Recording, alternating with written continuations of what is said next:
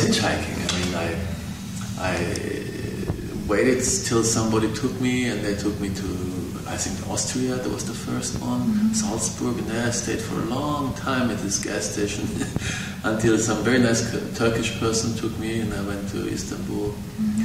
And then I went with some Iranian people, very nice people actually, and I stayed at their house, and he took me to his professor. So we had some discussion, and then it was very nice. I traveled then from Iran to Pakistan, and we stayed in the desert, and we slept in the desert. It was so nice actually, but there was nothing, you know. We sleep on the ground, freezing, with a little fire. And then from Pakistan I went to India, and there I had the chance.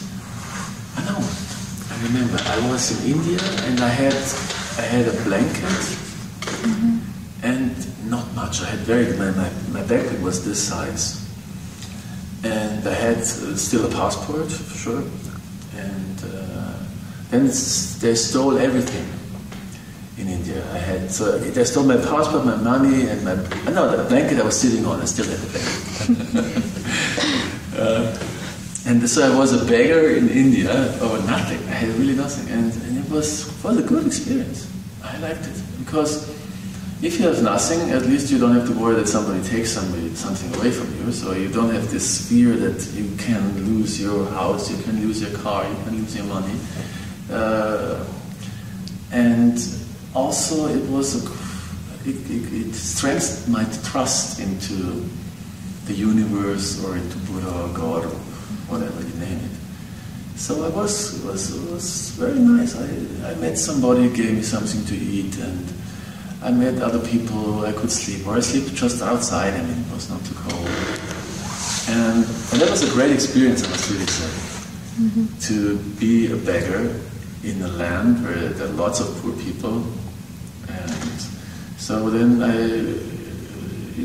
one came to the other, and then I could go on and went to Bodh Gaya, which is the place where Buddha got enlightenment under this Bodhi tree. It's 2,500 years ago. And then I met a Japanese monk who took me to a Tibetan monastery. I stayed there for 2 months in this monastery in the mountains, and went to Burma, where I was in a huge monastery, so 600 monks and 400 nuns, a really big monastery. And they meditated very hard. So they meditated about 20 hours a day. And they had done just very thin cotton like this, you know. And you feel so much pain, because even I was used to it, you're not used to sitting on the floor cross-legged for 20 hours. So I was so tired. I remember I once fell asleep in the toilet standing, you know, because I was so tired. And then I went further on, and then I met somebody who helped me then from Thailand I stayed in the monastery too, and then somebody helped me from the Thai monastery to get a plane ticket, because I wanted to go via Tibet, China to Japan, but Tibet was closed in the Himalayas, so I couldn't go. So at the end I had to fly. And I reached Tokyo with $100, which was good for the ticket into the city and breakfast.